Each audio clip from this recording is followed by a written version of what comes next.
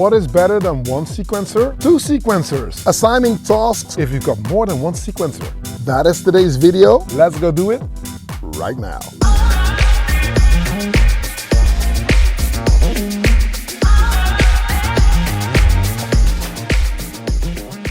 Hey, what's up? I'm Mental Kitchen and thank you for checking out yet another video. Now, if this is your first time here, don't hesitate to click subscribe. You'll be notified whenever I upload a new video, but that's when you click that bell icon as well. You'll be kept in the loop. You won't miss out on anything.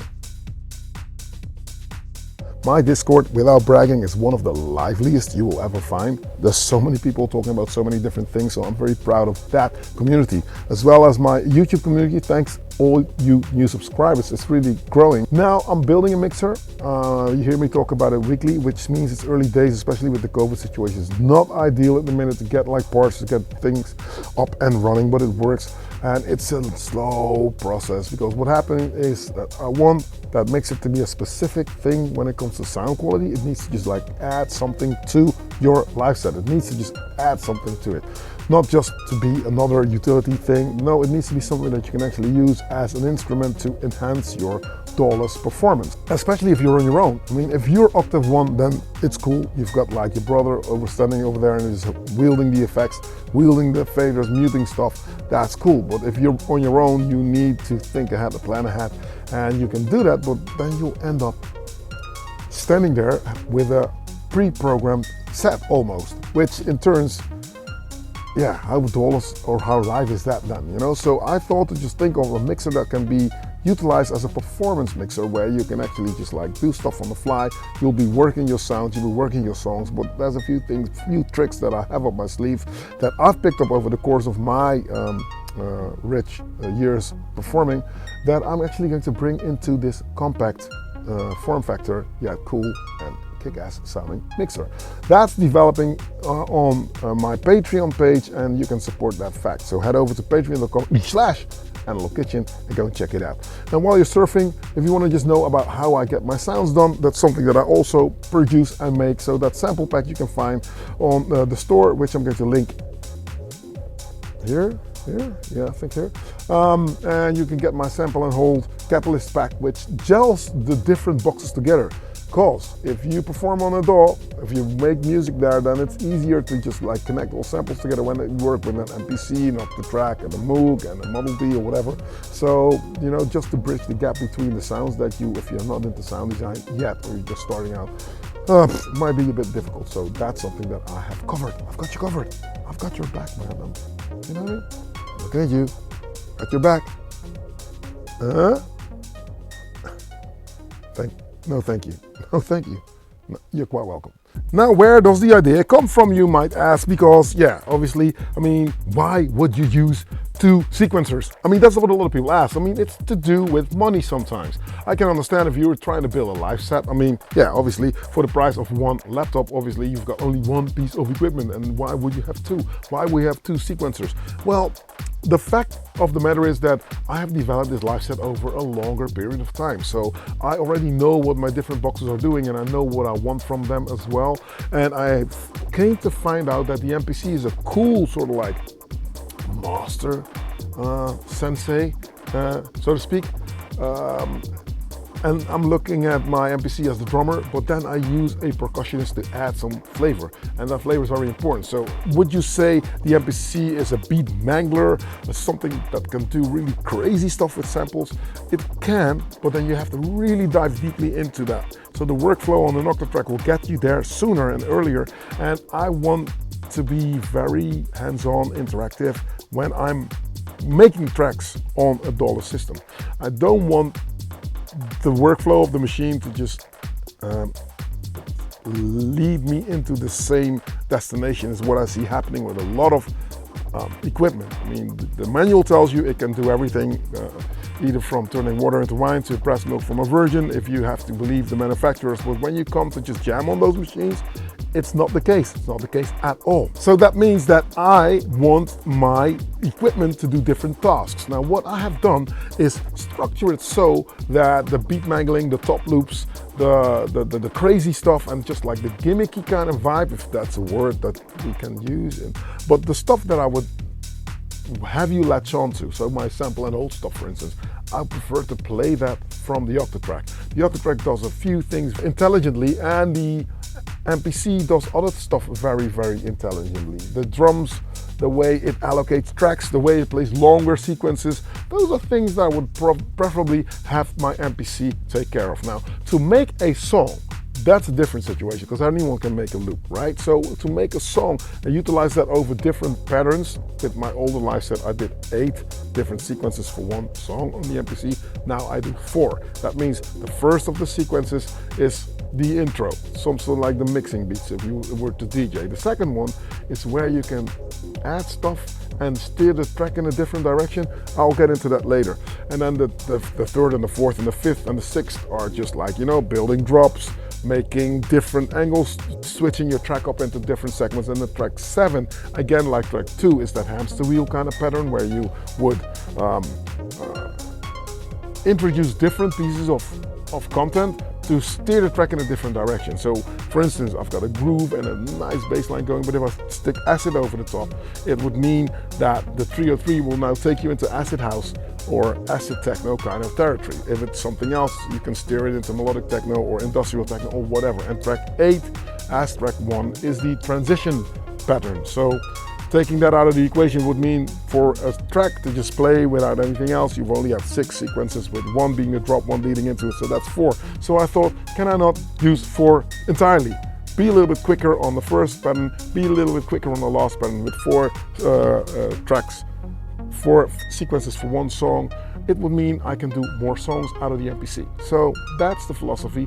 And there's only 4 MIDI parts on the Octatrack as well. Now the MIDI parts make sure you can assign different samples within the same bank on a different location. So that's cool, you can turn stuff on and off automatically.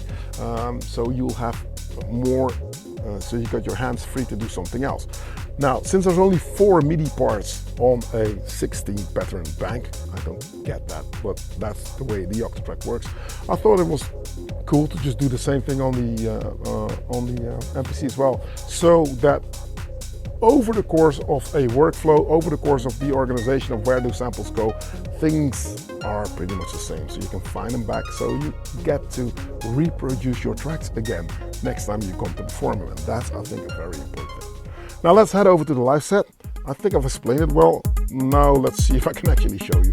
All right, I've got a different setup this time because I do want you to check what it is that I'm doing. So it is going to be about the Akai MPC Live and the Octatrack right here. Now, the thing that I always want to aim for is to have things work together. That's a very important thing of having a live set, a setup like this. Now, not everything is in the frame, so I will go briefly over what I've got set up right here. Now, in the bottom left corner, we've got the Octatrack. Then I've got the Akai MPC Live. Those are my 2 sequencers, sampler sequencers, so they do multiple things. I'll get to that later. I've got my Moog Mini Tower here. Today it is going to play the bass. Then I've got the TB03, which I promised Slim that I would use. So actually, Slim, I'm going to use it. So that's playing in the background actually. And the thing with this is that it needs to just like pick your brain a little bit, take you on a journey. Now I've got the Model D over here, and then in the top right corner I've got a MicroMonsta playing. Well, not playing today, but it's going to be, well, it's going to be playing, but not now. Let me put it this way. And then I've got the Tetra all the way over on the far right side, which you can't see is off frame. And then I've got a modular synthesizer also not using today. And then there's a keyboard that I'll play stuff on, and something you can't see, but I will put in the frame right now, if that is possible. Can I do that? Yes, I think I can. This, hallelujah. This is my trusty Launch Control XL. Now, if you're wondering how come all the knobs are red, this is something that I bought off DJ Tech Tools over in Canada. They do absolutely amazing stuff. They make all these chroma caps is what they call them.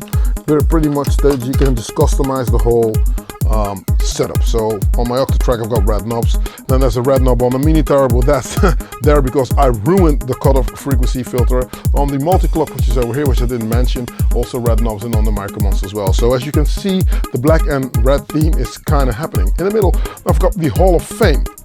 Now I've got that hooked up to different outputs on the Akai MPC Live, because this is how I've set it up. The Akai MPC Live now has 5 outputs that I use.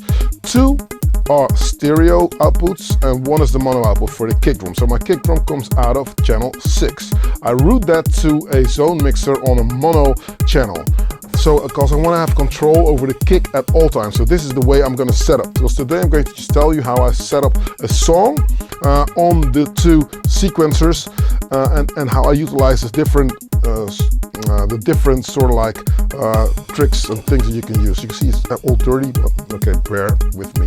Now, this is the tune that I'm going to be working with. As you can hear, this is only a setup. So this track is, if I go over to my next sequence page, now built up of 4 different sequences, which is how Akai calls patterns. They call them sequences. Within the sequences, there's a lot that you can do. So the trick with this is working completely opposite on how a DAW would work. In a DAW, you would stack all the different tracks that you have. But on this here, you just basically just turn everything on, and then when you're going to start working your track, you just mute stuff. So pretty much I've got everything is playing already, but it's muted on this first sequence. Now on the multi-clock, if I'm going to turn off what's playing right now, say the Akai and the Octatrack, they both stop, then this would happen, obviously, and then you'll hear the TB03. I stuck it in the background because I want the track to gradually go, and just focus on this, see if you can make it out. Now I've stuck it on channel 2 of the multi-clock. I put a little bit of shuffle on there because it's got 4 tracks of MIDI that it sends out, and then there's 4 tracks of 4 shuffle settings as well. So as you can hear, you can completely like a minus Richie Houghton kind of style if you want to. Now I will keep it on 10 o'clock because I think within the groove that I'm doing, I like it. Also on the Akai, I don't really use too much shuffle because I do believe that if I'm using loops, so no drum loop is ever quantized completely 100% on a 16th. So you have to be very careful with where you utilize groove and swing and shuffle and all those kind of things. So if you got one specific track or ingredient like a snare drum or percussion elements that can swing, just use that, because that's where people most likely going to just like dance to, and they'll pick up on that. If things are starting to like work against each other, it doesn't really work that way. Now let's get the groove going. As you can hear, I've got a poly meter. I think this is a poly rhythm actually, because at the end of the sequence 7, 8, it will start again here. Bap, bap, bap, bap, bap. And if I'm right, a poly meter will just go on, and it will never hit the 1 at some point when a poly it was something or other. Polymeters are different from polyrhythms. Polyrhythms will start on the 1, 2, 3, 4, and the polymeters will just like drift. So it's either one of those. Then I've got my setup here on the Akai. Like this is the first pattern. Then if I want to work my way over to the Octatrack, on the Octatrack now, what I've done, if you go in and you hit function and MIDI, you'll see this big crosshair, and it's the parts. Those MIDI parts are a very, very important thing on the Octatrack. Now, obviously, pattern 1 here, I've lined up with the Octatrack's MIDI part 1, and pattern 2, MIDI part 2, pattern 3, MIDI part 3, 4, MIDI part 4, because you can do different things within the memory. See it as 4 different memory locations where whatever is playing right now or whatever is not playing, the Octatrack is going to remember that. So if I'm going to go to a different pattern, you'll see this switch here, and you'll hear different things are starting to play that didn't play before, you know? So I'll turn it off now. So this, what you can hear is a hi-hat that starts to play as well. And there's a loop that plays on the octave. That didn't play before, so let's go back. I don't think that you can make it out on the screen, but I will go back to the first sequence on the Akai. 1, 2, 3, and it switches, boom. So there you go. Now if I'm going to go into my pattern mode on the octave track, let's get out of this MIDI thing. The thing now that I've utilized as well is a trick that I've talked about before. On the Akai, I have a track dedicated to the octave track, which is track 9. I did it deliberately track 9 because in the octave track manual it says that they've got the first 8 MIDI tracks already set up, allocated for something that the octave track usually does, so I didn't want to tamper with that.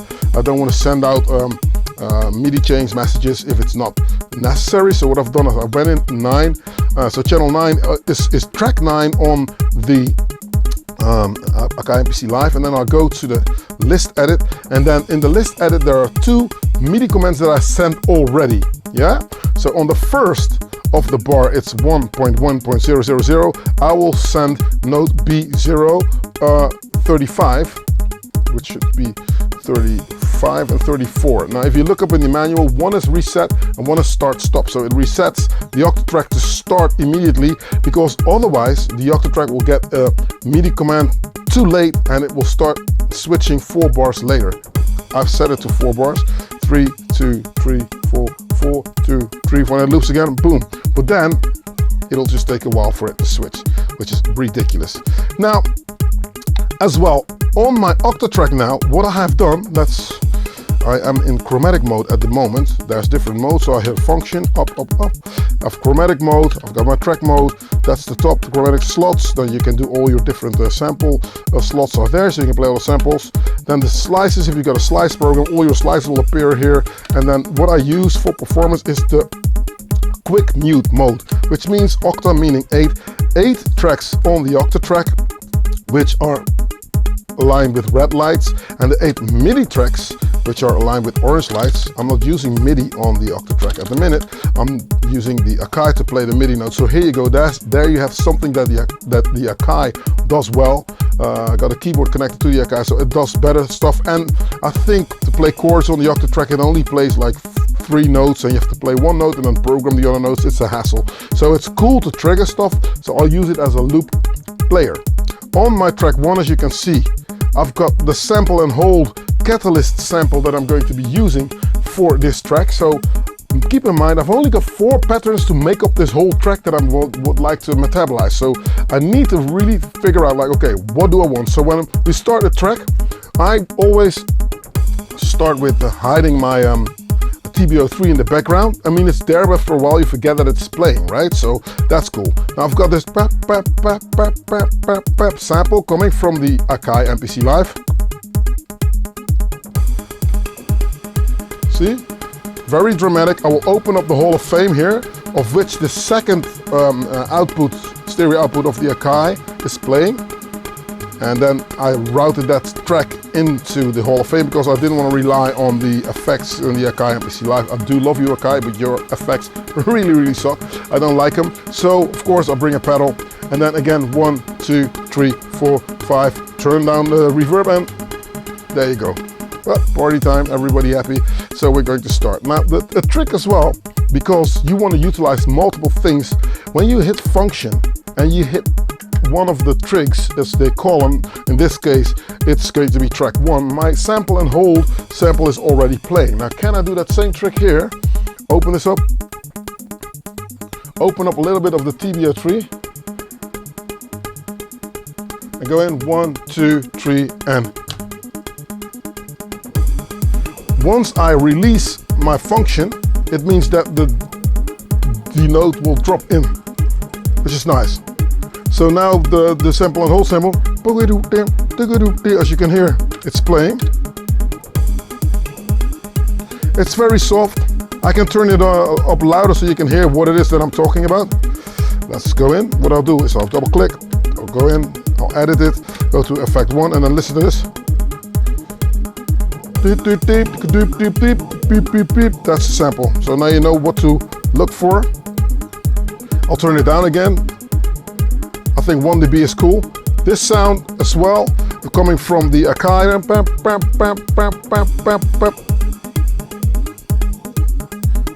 And it makes a lot of difference. And here I can bury it a little bit more in the beat. And here. Now another thing that I've done is I reversed one of the tracks. Now if I go to track, what is it? Track. There's a drum roll here, and the drum roll is muted, as you can see, because I've MIDI mapped all these tracks to the Novation launch control, like I told you before. So if I play this, now I've got my hands free to go to a different segment, like so. So this now is something that usually you can't do all by yourself if you got like too many things that are happening. A lot of things are happening. There's a hi-hat that plays, because that hi-hat is playing on the second pattern. There's a loop that started to play on this second MIDI part, which you can see over here. Now, what I've also done is to go further up with the track. I've got a bass line playing on my mini tower that I would usually play here, but now, for sake of this explanation, I will gradually open it up. So I'll do it again. 1, 2, 3, 4, 5, 6, bass line.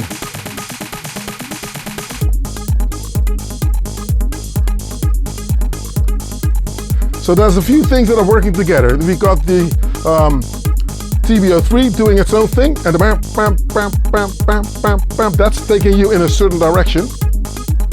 And there's a lot of stuff that's happening already, but I don't really want to get there yet. So this is my second pattern, yeah?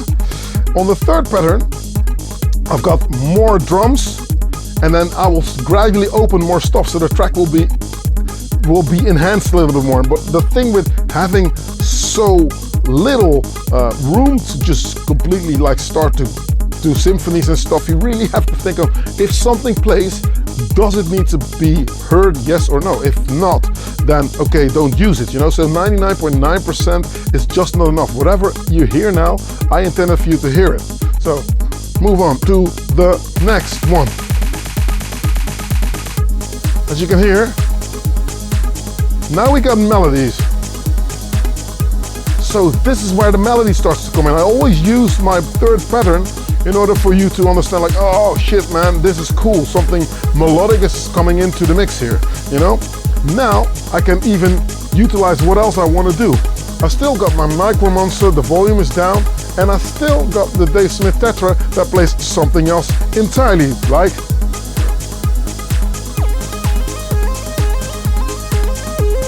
I got a lead that I can do some stuff with, which is really cool. Something, you know, so I've got that on the side. I've got bass. Another bass line.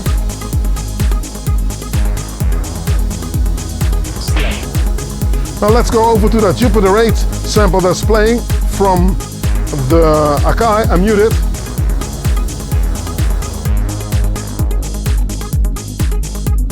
Wow, wow, wow, wow, wow. So you can see I've got different segments, as if I was writing a book. All the different chapters do something else.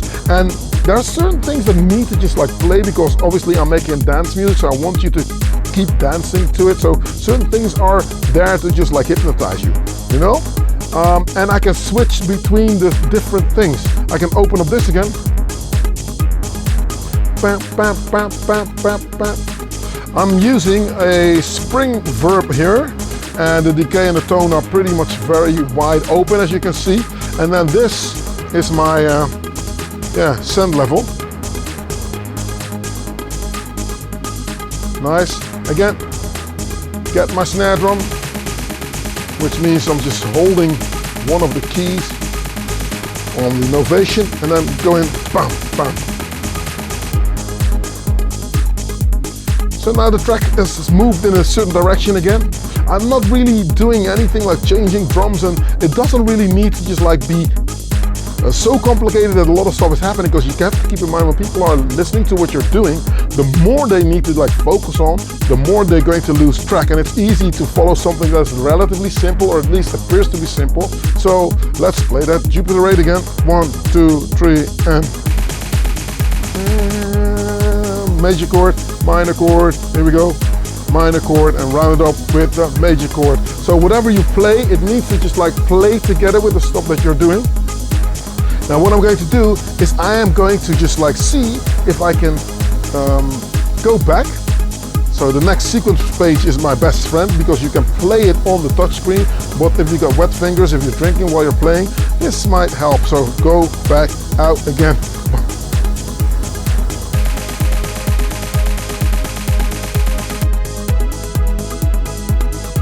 Nice.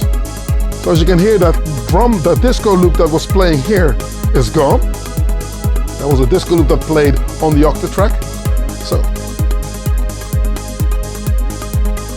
what I can do now is go over to the filter here on the MicroMonsta and ease down and just go back in first.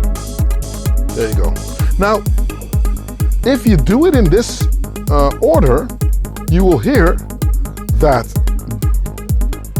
yeah, the pattern now, the first pattern that I started with also is your drop. So now I can utilize different things, because you don't know that I went back to the first pattern, only if you're paying attention to it. So what I'm going to do now is take out a kick and introduce another synthesizer. I'll play it briefly. Here's the Tetra. There we go.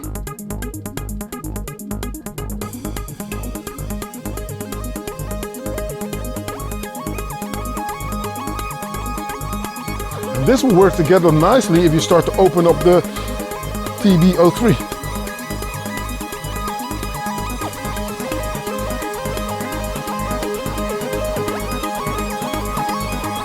Ah, space. Welcome in space. Turn this down and the kick.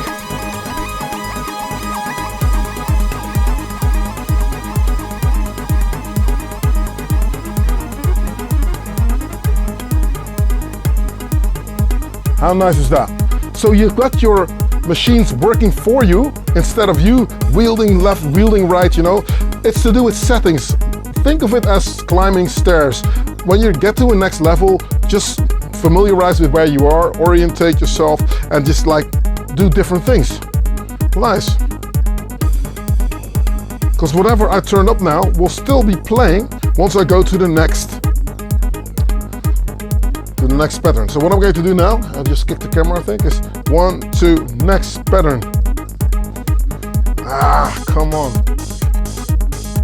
So you can do that whole trick again. So instead of just building 8 different sequences, I've now opted to just like go back in, do the same thing again, but turn some filters up a little bit more and focus on, okay, where do I want to go? I turned off the different things. So the Dave Smith's off and the MicroMonsta's off. Kick off. 1, 2, 3, 4. Listen to this. 2, 3. Tetra.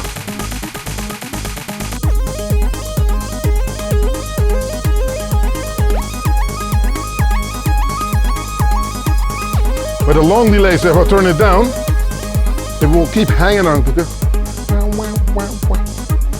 This is very abrupt, I understand, but usually when you're in the flow and you've got people dancing, then it's a different situation. Things are just like, you know, going left, going right, and that is cool. Once again, 2, 3, and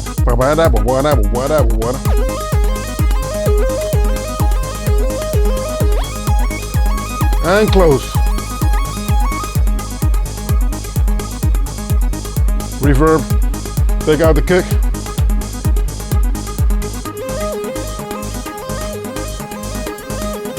Now what I'm going to do is I'm going to leave this on. Drum roll. Already, it's blinking. 1, 2, 3, we go to the next pattern. Music.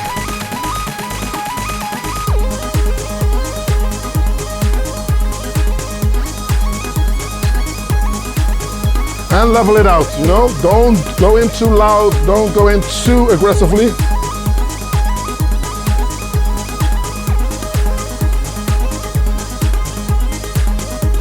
Have you noticed I'm not using the Model D today? Okay, 1, 2, 3, 4. Now for the last pattern, here we go. And this is what I mean with the transition pattern.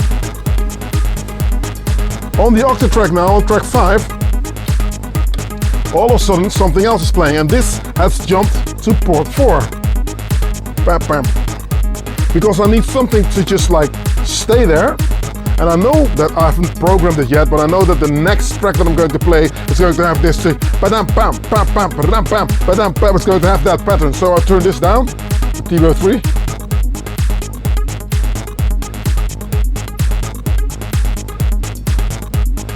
And the sample and hold needs to switch as well. 2, 3, 4, 5, 6, 7, 8, and which I didn't turn off now, but I should turn off. Let's do it again.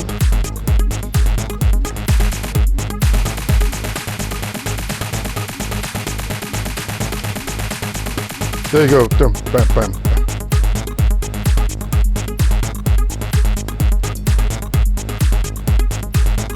Nice one. Now, ideally, obviously, you are going to turn this this little polymeter thing that I've got going on, you'll turn that off as well, and just go in completely to a different sort of like flow. Now, another thing that's very important, let's go to the first one, it's easier to talk to me. What also is very important is that if I go to another track and I'm not going to be playing in that same key, whatever I played on track 5 here, bam, bam, bam, bam, bam, bam, bam, bam, bam, bam, bam, bam, bam, bam, can be a drum element on the next track. So I will switch there, and it goes like da da da da da da da da. That will be my first pattern then, and then I'll slowly introduce something else that would be playing as you might have picked up right now. As soon as I switch somewhere else, this is going to just like play different things, so I can metabolize my track to just do completely something different, which I have not programmed completely. But let's see if I will go to the third track here. Nice one.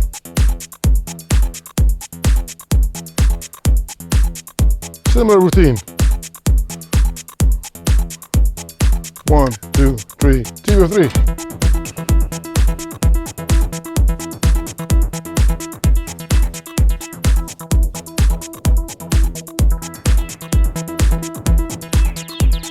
Nice one. All right, gang.